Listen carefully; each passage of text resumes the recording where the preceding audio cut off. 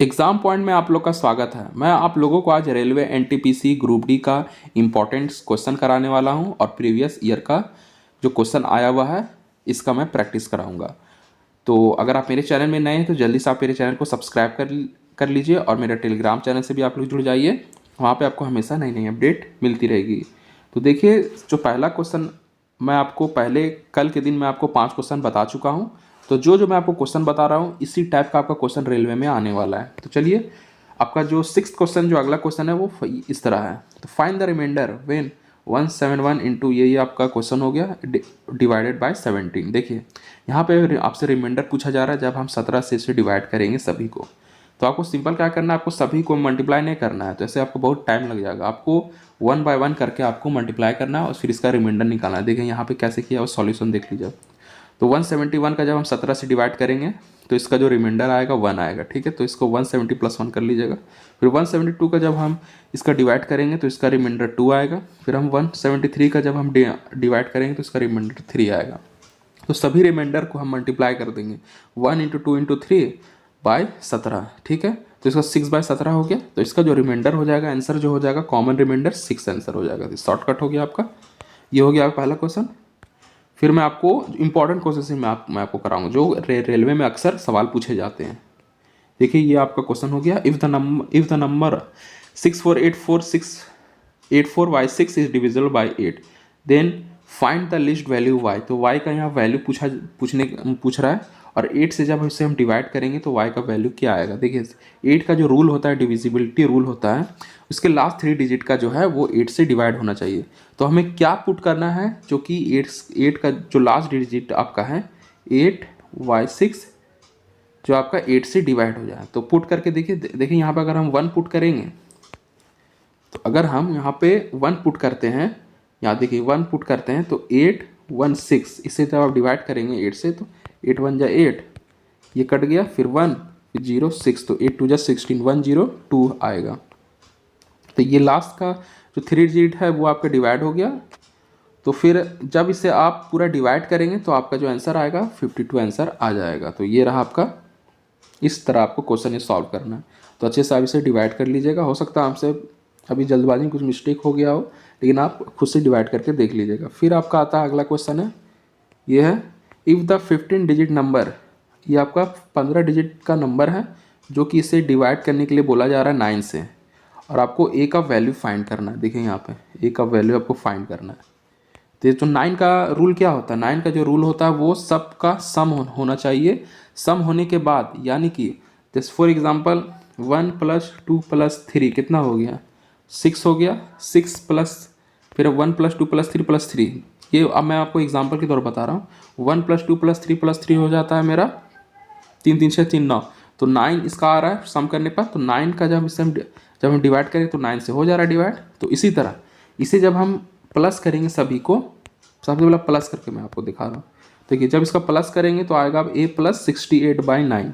तो यहाँ पे क्या वैल्यू पुट करें जो कि 9 से डिवाइड हो जाए, तो यहाँ 4 पुट करेंगे। तो 4 पुट करेंगे तो 72 हो गया। तो 9 से 9 8 जा 72, यानी कि आपका जो आंसर हो जाएगा, जो a का वैल्यू पूछा गया है, तो ये आपका जो आंसर हो जाएगा वो 4 आंसर हो जाएगा। ठीक है, इसी तरह ये हो गया।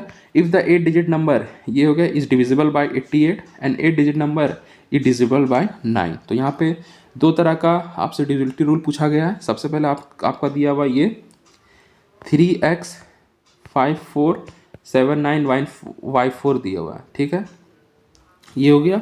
ये आपका 88 से डिवाइड होना चाहिए। ठीक, ये एक हो गया। और दूसरा जो दिया हुआ है इसमें दो क्वेश्चन को इसमें मेंशन कर दिया गया, 4255139Z2। तो इसका जो होना चाहिए वो आपका 9 से डिवाइड होना चाहिए। ये हो गया दूसरा। तो 88 को कैसे हम टेस्ट करेंगे, 88 का आप एलसीएम ले लीजिए। तो 88 का जब आप एलसीएम अब लीजिएगा तो आपके सामने आ जाएगा, तो एलसीएम लीजिए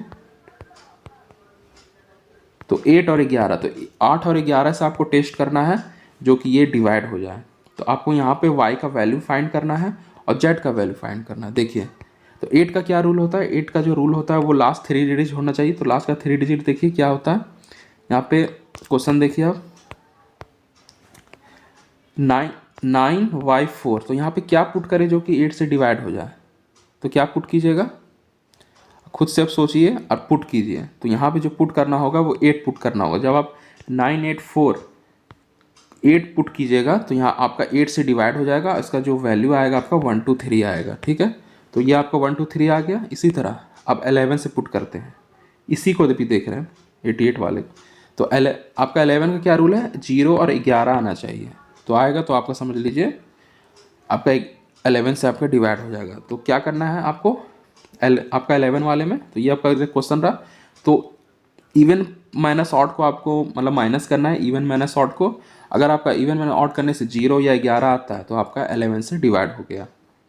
देखिए यहाँ पे जब इसे हम कैलकुलेट करें तो यहाँ पर x बराबर 6 आ जाएगा। ठीक है, तो आप समझ लीजिए आपका 11 से यहाँ पे डिवाइड हो गया।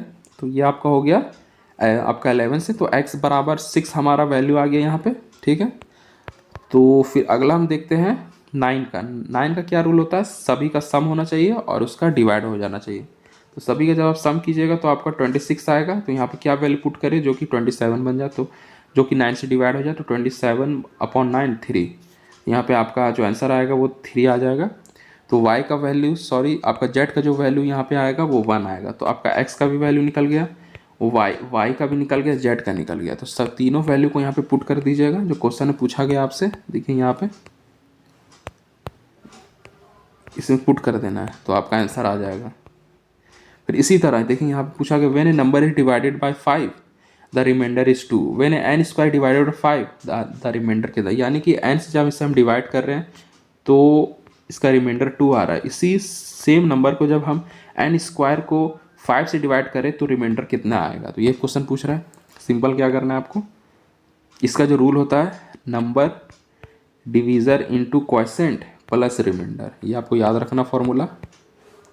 तो नंबर आप n मान लीजिए, 5 आपका क्वोशिएंट हो गया, क्यों आपका 5 आपका डिवीज़र हो गया, क्यों क्वोशिएंट हो गया, और रिमाइंडर आप +2 हो गया। तो स्क्वायरिंग बोथ साइड यहाँ पे किया गया, तो n स्क्वायर 25 स्क्वायर +4 +20 क्यों। ठीक है, ये हो गया आपका। फिर हमें क्या करना है, डिवाइड 5 करना है। आपको क्वेश्चन दिया तो आप यहाँ पे डिवाइड से 5 कर दीजिए, तो आपका जो आंसर आएगा वो 4 आएगा आंसर। तो ये हो गया। तो ये रहा आज का इंपॉर्टेंट क्वेश्चन। फिर अगला वीडियो में आपको इसी टॉपिक पे कल मैं डिस्कस करने वाला हूँ। तो अगर ये वीडियो आपको अच्छी लगी तो जल्दी से आप मेरे चैनल को सब्सक्राइब लाइक जरूर कर दे, और मेरे टेलीग्राम चैनल से भी आप लोग जुड़ जाइए। इसका लिंक मैं वीडियो के डिस्क्रिप्शन में डाल दी हूँ। तो फिर मिलता है अगले वीडियो में।